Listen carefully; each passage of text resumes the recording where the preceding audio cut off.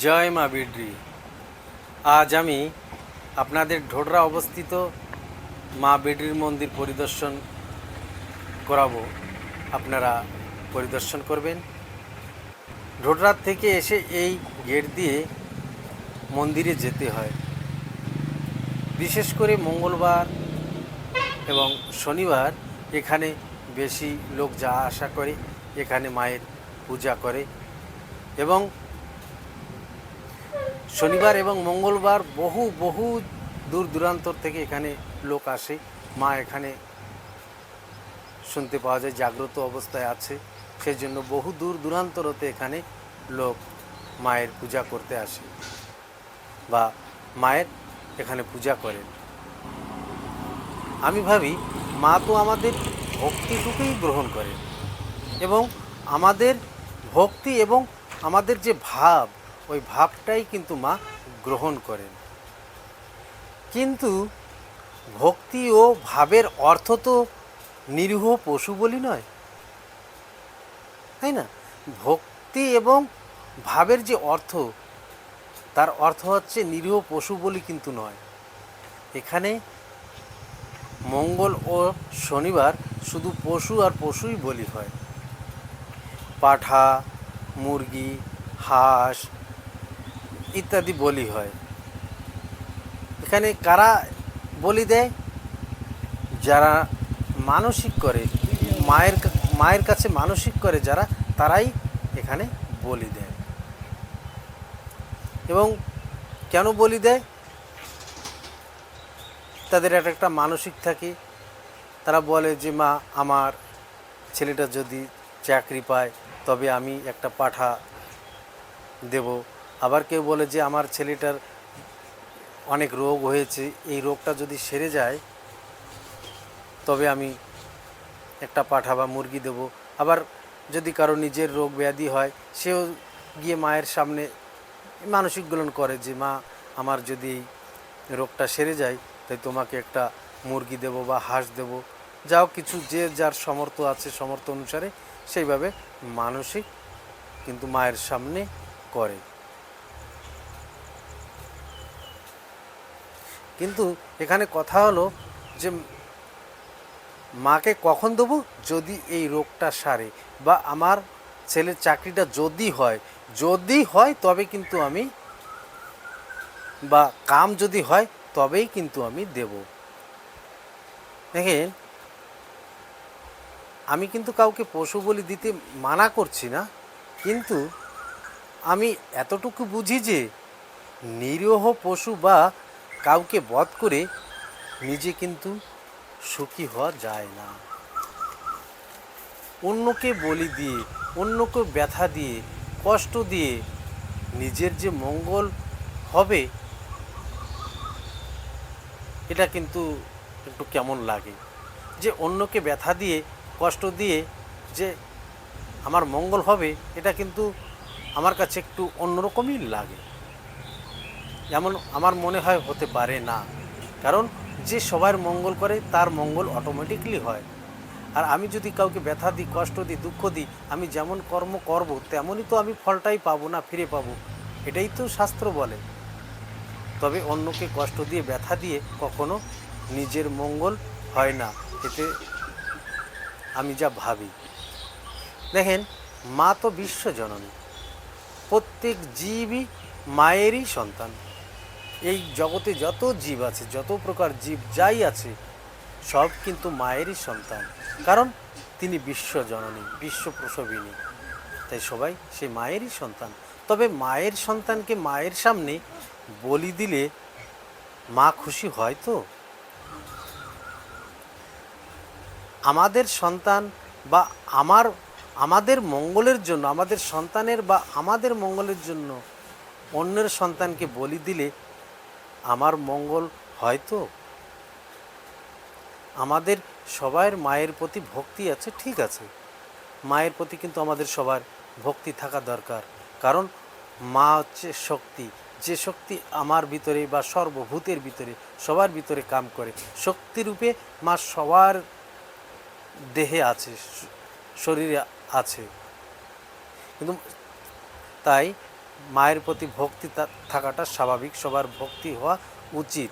তবে মায়ের প্রতি ভক্তি দরকার, কিন্তু ভক্তির সঙ্গে যদি জ্ঞান না থাকে তবে এমনই হয়। ভক্তির সাথে যদি জ্ঞানটা না থাকে তবে কিন্তু এমনই কর্ম তারা করে। জ্ঞান বিনা ভক্তি কিন্তু অন্ধ, বিনা জ্ঞানের ভক্তি কিন্তু অন্ধ ভক্তি কয় তাকে। আর জ্ঞানী ভক্তির চোখ। অন্ধ ভক্তর চেয়ে একটা জ্ঞানী ভক্ত ভালো।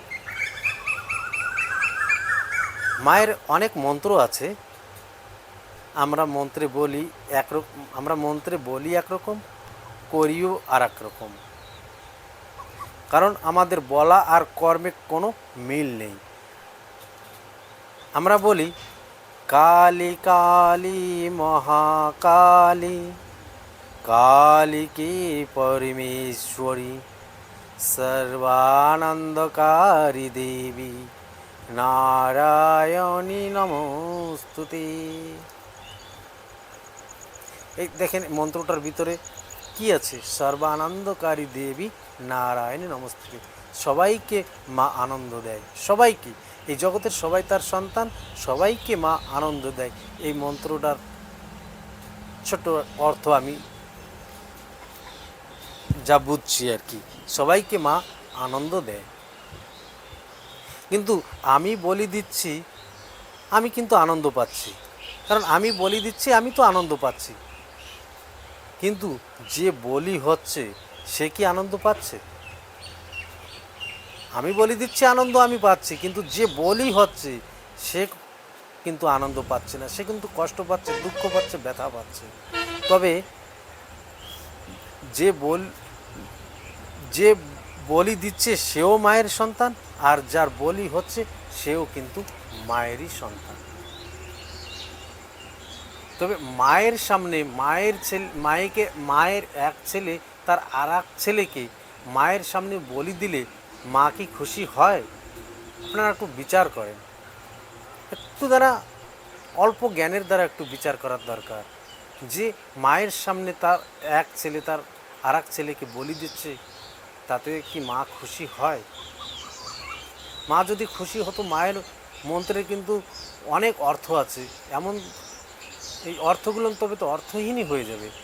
যেরকম একটি মন্ত্র আছে, সর্বমঙ্গল মঙ্গলে শিবে সর্বার্থ সাধিকে, শরণ্যে ত্র্যম্বকে গৌরী নারায়ণী নমস্তুতে।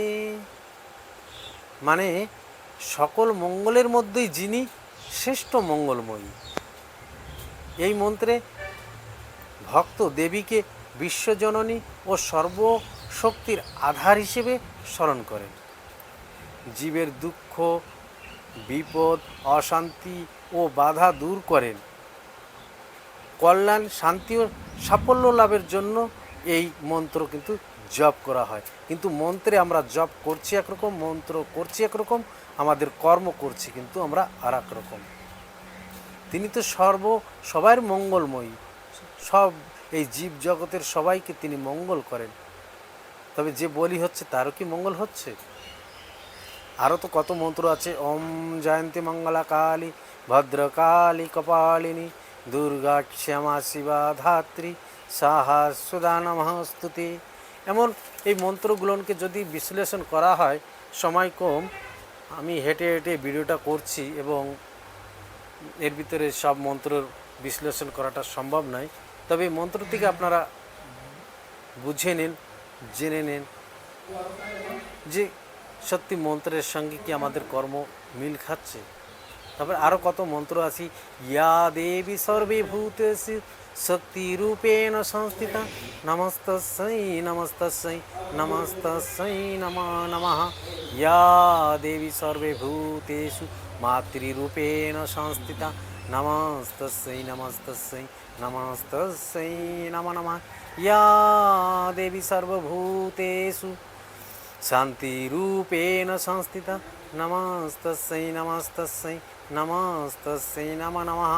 দেখেন এমন মন্ত্র আমরা করি, কি বলছি, মা সবার ভিতরে শক্তিরূপে আছে, মা সবার ভিতরে শান্তিরূপে আছে, মা সবার ভিতরে মাতৃরূপে আছে। তবে আমি একটা জিনিস ভাবি যে রামকৃষ্ণ ঠাকুর মায়ের এত বড় ভক্ত ছিলেন, কিন্তু কোনোদিন আমি কোনো বইতেও পাইনি বা আমি শুনিও নাই যে মা কখনো এই রামকৃষ্ণ ঠাকুর কখনো মায়ের সামনে বলি দিয়েছেন বলে। আরও ভক্তর কথাও আছে, যেমন রামপ্রসাদ। রামপ্রসাদও মায়ের কিন্তু অনেক বড় ভক্ত ছিলেন, কিন্তু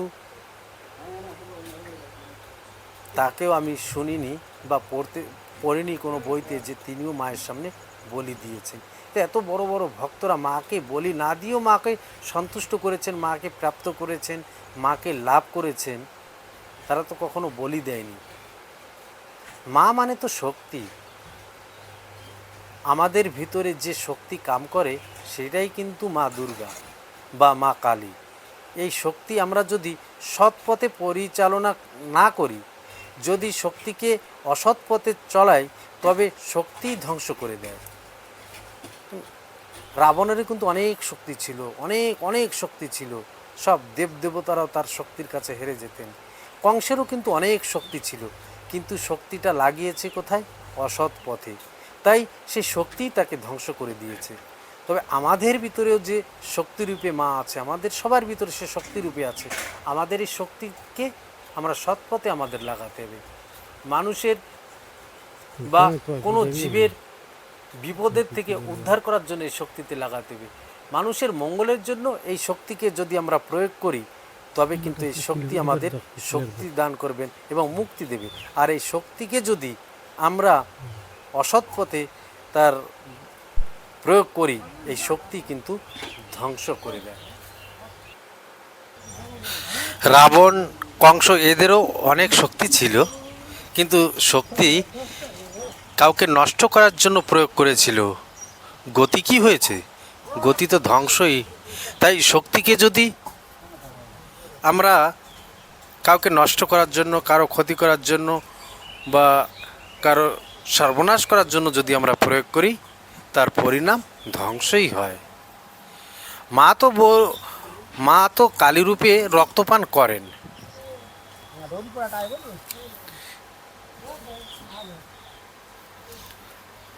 মায়ের সন্তানদের যে কষ্ট দেয় তার রক্ত মা পান করেন।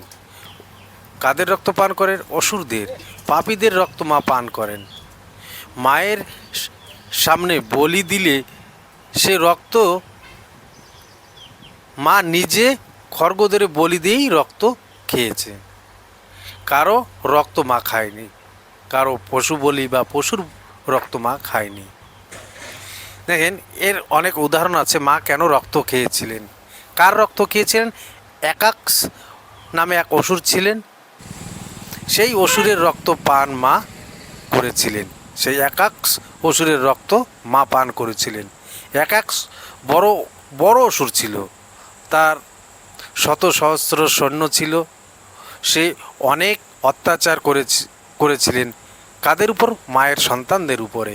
একাক্স এমন অসুর ছিলেন, সে এবং তার সেনারা বা সৈন্যরা যারা ছিল, শত সহস্র সৈন্যরা ছিল, তাদের যা স্ত্রী ছিল, সেই একাক্স অসুর এবং তার সৈন্যরা সবাই মিশে সেই স্ত্রীদের খেয়ে ফেলেছেন, নিজের স্ত্রীদের খেয়ে ফেলেছেন। কারণ একাক্স অসুর জানতেন, মানে ওনার মত ছিল যে স্ত্রী জাতি হচ্ছে দুর্বল। কারণ এরা যদি আমাদের পিছনে থাকে, আমরা স্বর্গরাজ্য বা কোনো কিছু দখল করতে পারবো না, কারণ এরা আমার একসময় দুর্বল হয়ে দাঁড়াবে। তাই স্ত্রীদের সে রক্তপান করেছিলেন, মানে স্ত্রীদের হত্যা করে, সব স্ত্রীকে হত্যা করে সে রক্তপান করেছেন। এমন অনেক অনেক উদাহরণ আছে, অনেক অনেক সে ক্ষতি করেছিলেন বা স্ত্রীদের সে দুর্বল বলে মানতেন, অনেক পাপ করেছেন। তাই মা একাক্স অসুরকে বধ করার জন্য যুদ্ধ করেছেন, কিন্তু একাক্স যখন শত সহস্র সৈন্য নিয়ে এসেছেন, মা কিন্তু একা ছিল। তাই শত সহস্র সৈন্য দেখে মা তার নিজের শরীর থেকে 64 যোগিনীকে প্রকট করেছেন, মানে 64 যোগিনী প্রকট করেছেন। কেন? যুদ্ধ করার জন্য। 64 যোগিনী এই যে 64 যোগিনী অসুর 64 যোগিনী মিশে অসুরকে বধ করে তাদের রক্তপান করেছিলেন। যত অসুর ছিল শত সহস্র অসুরের মানে বধ করে করে তাদের রক্তপান করেছিলেন কে? মা করেছিলেন এবং তার 64 যোগিনীরা অসুরদের রক্তে এইভাবে পান করেছেন যে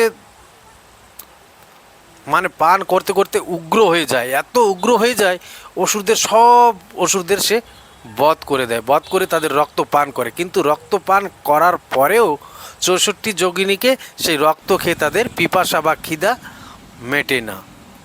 তখন মার কাছে অনুরোধ করে, মা আমাদের খেতে দাও, আমরা আরও রক্ত চাই, আমাদের পিপাসা মেটে নাই বা আমাদের খিদা মেটে নাই, আমাদের আরও আমরা রক্ত খেতে চাই, আমাদের পিপাসা মেটাতে চাই।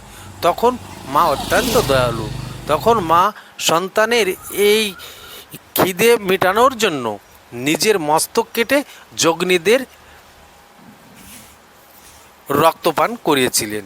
নিজের মস্তক কেটে মা কত দয়ালু, নিজের মস্তক ছেদন করেও তার সন্তানদের রক্তপান করেছিলেন। কিন্তু নিজের মস্তক ছেদন করে সন্তানদের রক্তপান করিয়েছিলেন মা। তাদের কোনো পশু বা কোনো ইসের রক্ত দেখেন খায় না কেন? কারণ মা এত দয়ালু, নিজের মস্তক কেটেও সন্তানদের খিদা মিটায়। সেজন্য মায়ের একটি নাম আছে, কি আছে আপনারা দেখবেন ছবিতে, ছিন্নমস্তা, মাছ ছিন্নমস্তা। ওতে কি মানে ছবিতে কি থাকে? মায়ের ছিন্ন মস্তক, নিজের মানে গলাটা কেটে এক হাতে ধরে এবং ও মায়ের শরীর থেকে যে রক্তটা বেরোয় সেই রক্তটা কারা খায়? ওই 64 যোগিনীরা পান করেন, খিদা মেটান। এই একটাভাবে মা রক্ত খেয়েছেন। রক্ত খেয়েছেন তো অসুরদেরই খেয়েছেন। আর একটা আছে আপনারা সবাই জানেন, তার নাম হচ্ছে রক্তবীজ। রক্তবীজ বলে একটা অসুর। রক্তবীজ নামের অর্থ হলো রক্ত থেকে জন্ম নেওয়া বীজ। রক্তবীজ এমন একটি মানে বরলাভ করেছিলেন যে তার শরীর থেকে যত ফোঁটা রক্ত মাটিতে পড়বে, প্রতিটি রক্তবিন্দু থেকে তার মতো আরেকজন রক্তবীজ জন্ম নেবে। মায়ের অস্ত্রাঘাতে তার শরীর থেকে রক্ত ঝরতে শুরু করে, কিন্তু প্রতিটি রক্তবিন্দু থেকে নতুন নতুন হাজারো হাজারো ঠিক রক্তবীজের মতন আর একজন অসুর সৃষ্টি হয়। কারণ রক্তবীজের বর আছে যে ওই রক্ত যদি মাটিতে পড়ে ওর থেকে রক্ত মানে অসুর সৃষ্টি হবে। তাই মা নিজে কি করলো, নিজে সেই রক্তবীজের সমস্ত রক্ত মাটিতে পড়ার আগে মা তার রক্ত পান করেছিলেন, যে ওই রক্তটা যাতে মাটিতে না পড়ে আর নতুন অসুর যাতে জন্ম না নেয়। সেই জন্য মাটিতে পড়ার আগে মা কিন্তু রক্তপান করেছিলেন। এইভাবে মা অসুরদের রক্তপান করে, নিরীহ পশুর রক্ত মা কখনো পান করে নাই। অসুরদের যারা অত্যাচারী, যারা পাপী, তাদের রক্ত মা পান করেছিলেন। তাই বলি যদি দিতেই হয় তবে নিজের অজ্ঞানতাকে বলি দিতে হয়, নিজের ভিতরে যে অজ্ঞানতা সেই অজ্ঞানতাকেই বলি দিতে হয়, নিরীহ পশুকে বলি নয়। যাই হোক, সবার কেমন কি লাগে আমাকে কমেন্ট করে জানাবেন। আমার কথার ভিতরে যদি কোনো ভুল থাকে আপনাদের সবার কাছে আমি ক্ষমাপ্রাপ্তি। আমার যে মতামত, আমার ব্যক্তিগতভাবে আমার যে মতামত, আমি যা জেনেছি সেটুকু আমি উল্লেখ করেছি। আর এর থেকে যদি আপনারা কোনো আরও বেশি কিছু জানেন নিশ্চয়ই কমেন্ট করে জানাবেন, আমি জানতে চাই ব্যাপারটা কি। মা কি সত্যিকারের অসুরদের রক্ত খায় না নিজের সন্তান নিরীহ পশুদের রক্ত খায়? এই জিনিসটা আপনারা কমেন্ট করে জানাবেন। সবাইকে নমস্কার।